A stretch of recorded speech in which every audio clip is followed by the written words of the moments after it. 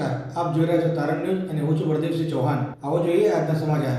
બાલાસિનોર તાલુકા પીઆઈની માનવતા મરી પરવારી. જનોડ ગામમાં થયેલા ચોરીના કેસમાં શકના દાયરામાં નિલેશ નામના નાબાલિગ છોકરાને પીઆઈ દ્વારા ઢોર માર મારવામાં આવ્યાનો આક્ષેપ. મહીસાગર જિલ્લાના બાલાસિનોર તાલુકામાં પોલીસ તંત્રની માનવતા પર ગંભીર પ્રશ્નો ઉભા કરતા બનાવનો આક્ષેપ સામે આવ્યા છે. જનોડ ગામમાં થયેલ ચોરીના એક કેસમાં શકના આધારે નિલેશ નામના 13 વર્ષીય નાબાલિગ બાળકને પોલીસે પૂછપરછ માટે બોલાવી તેને અમાનવીય રીતે માર મારવામાં આવ્યો હોવાના આરોપ લગાવવામાં આવ્યા છે.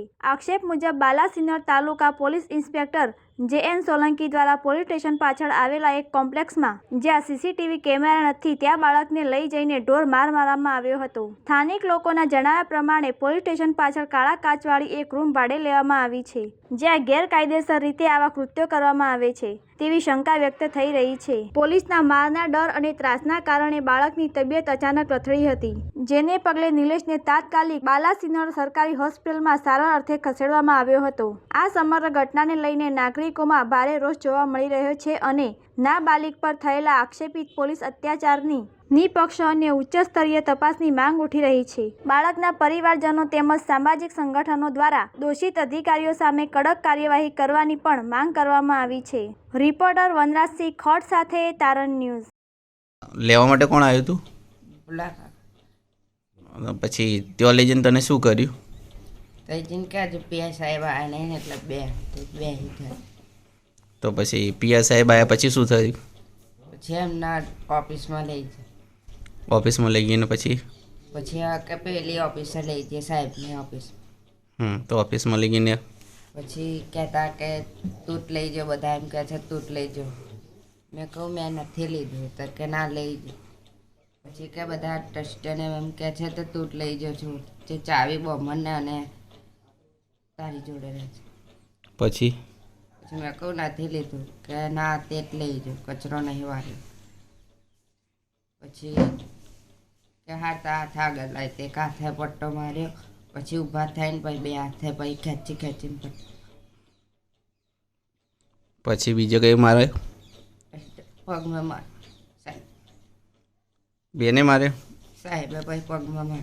કયા સાહેબ? હાથે કેને મારે? હાથે બેને માર. પીઆઈ જાતે અને પગમાં સાહેબે માર. શું નામ છે તમારું? મહેશભાઈ રાવળ. શું ઘટના બની છે? ઘટના એવી બની છે કે લીંબોજ માતાના મંદિરે મારો છોકરો ગયો તો કચરો પોતો કરવા અને ત્યાં ચોરી થઈ છે અને આ લોકોએ શકના ડાયરામાં પોલીસ સ્ટેશને લઈ ગયા હતા સાહેબ. અને શકના ડાયરામાં લઈ જઈને મારા છોકરાને માર માર્યો છે, બરોબર બહુ માર્યો છે. હાથમ માર્યો છે અને પગમ માર્યો, બરોબર માર્યો અને ચામડા નીકળી ગયા અને એનાથી ચલાતું બી નહીં સાહેબ. અને તમારથી આ કોઈ વિડીયો જોવે એ સાહેબ સપોર્ટ કરજો અને મારા છોકરાને ન્યાય અપાવજો, એટલું કરજો મારે સાહેબ, ન્યાય અપાવજો સાહેબ. એમ છતાં જલ્દી હું અહીંયા આવ્યો. મેં કહું મારે જવું જોઈએ અને અહીંયા આવીને જોયું છે તો ખરેખર આ રીઢો ગુનેગાર નથી અને મોટો રીઢો ગુનેગાર હોય તેની તપાસવાની રીત હોય, પણ આ રીતે સીધા મારવાના ગામના જે મુખ્ય ચૂંટીને આવેલા પ્રતિનિધિ એવા સરપંચ કહેવાય, સરપંચને પણ ધમકી આપીને ગાડીમાં બેહાડી દેવાય એ ખોટું છે, બિલકુલ ખોટું છે. ને આ રીતે એના બા પણ ખૂબ જ વૃદ્ધ છે ને એમને પણ ખૂબ ગભરાઈ ગયા છે ને એ સ્થિતિમાં આજે અહીંયા અમે મુલાકાત લીધી છે. ગામ આગેવાનો પણ અહીંયા છે. ત્યારે અહીંયા કહેવામાં આવ્યું કે આ ગ્રામ્ય રૂરલ પોલીસ સ્ટેશનમાં આ ગામ આવે છે ને એટલા માટે થઈને અહીંયા જે નિલેશભાઈ રાવળ જે છે એને ખૂબ માર્યો છે. મેં જોયું તો એ 9મા ધોરણમાં ભણતો છોકરો છે, વિદ્યાર્થી છે. આ પોલીસ જે કંઈ હોય, જમાદાર હોય, પીઆઈ હોય, પીએસઆઈ હોય, ડીવાયએસપી હોય કે એસપી સાહેબની કામગીરી તો ઘણી સારી છે. મેં જોયું છે, અનુભવ. ગઈકાલે પણ દેવ સોજના હતા, કંઈ હું વીરપુર હતો એ દેવ આવેલા. એટલે એમની કામગીરી સારી છે, પ્રશંસનીય છે. ને એ રીતે નીચેનો જે કંઈ સ્ટાફ છે અને જેણે જે આ કૃત્ય કર્યું છે તો ભગવાન માફ નહીં કરે. અમે તો ઠીક છે, તો ભગવાન માફ કરશે, કહીને છૂટી નહીં જતો. આપણે કહીએ એ પડે છે અને પડે જ છે. એટલે આ ગરીબ માણસને આ રીતે માર્યો છે એ ખરેખર બહુ ખરાબ કૃત્ય કર્યું છે અને આને સજા મળવી જોઈએ.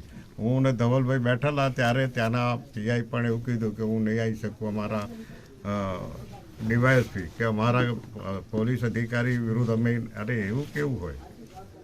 એ બરાબર ના કહેવાય. એટલે અહીંયા આનું રિઝલ્ટ આવે, પરિણામ આવે. અમે પણ ધમપીશું નહીં થોડા દિવસમાં 16મી તારીખે વિધાનસભા ચાલુ થવાની છે. પછી સાચું હોય તો સાચું અમે ત્યાં રજૂ કરીશું. ધવલભાઈ છે, હું છું, એટલે અહીંયા કરવું હોય તો બધું જ થઈ શકે, પણ અહીંયા કોઈ ફૂટશે નહીં.